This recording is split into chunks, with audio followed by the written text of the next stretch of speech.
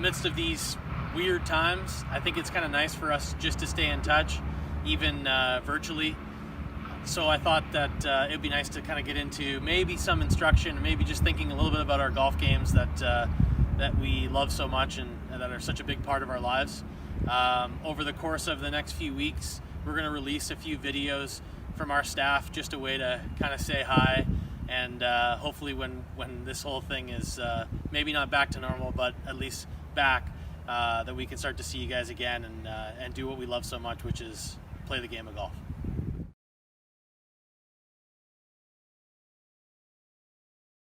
Hey guys, we're going to do a little bit of chipping today. So I've got my 56 degree here. I carry 4 wedges in the bag. This is the one that I chip most with. I've been doing a lot of chipping indoors, and I think the technique kind of carries over whether you're indoors or outdoors. Whether you're chipping wiffle balls, foam balls, ping pong balls, or you're outside chipping on grass, or maybe on AstroTurf if you've got a backyard like Mark Wahlberg. And you've got the luxury of maybe hitting some real chip shots. But the technique stays the same whether you're chipping something like a foam ball or maybe you're chipping something full. So I'm going to talk to you about maybe the 3 keys that I kind of look for or try to explain to people, and maybe you can apply it to your living room chipping session after you watch this video. So the first thing that I like to do is I like to keep my stance not all the way shoulder width, but maybe a little bit narrower than shoulder width. I'm going to start with my weight even. I know a lot of people have talked about having their weight forward and kind of leaning into this lead leg. I like being in an athletic position to start and then moving and helping your weight sort of move through, rather than trying to just stack on that front leg and move around it, which can be cumbersome for a lot of people. Trying to keep your weight even and then have a little bit of motion through onto that front leg should really help where the club bottoms out and not having the tendency of scooping or flipping at it.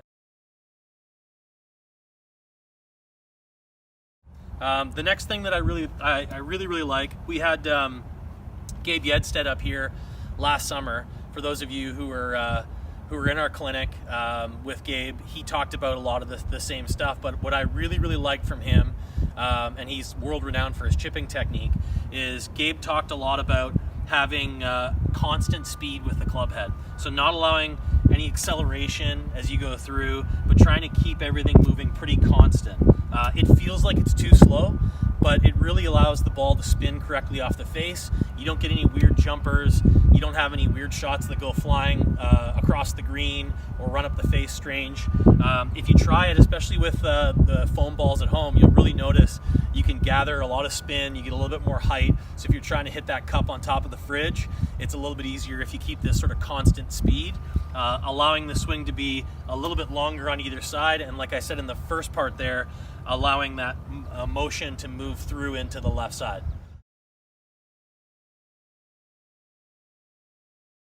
The third thing that I like to focus on is focus.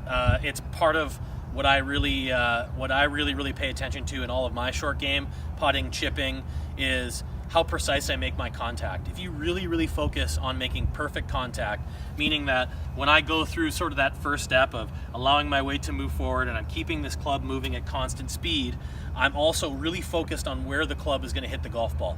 It's really hard to miss the shot if I'm focusing on where I want to hit the exact point on the golf ball. If I'm just focused on that, I've already trust the fact that I'm lined up correctly and I just try to make perfect contact with it, you'll be surprised how well you can control the shot off there. A lot of the times when I see people have chipping woes or the yips or shank it or top it or do any weird things, it's when their eyes are moving early to see where the shot's going. Maybe they're worried about the ground conditions and they're moving their eyes around, but they're not focused on the shot. They're worried about maybe a bunch of other things.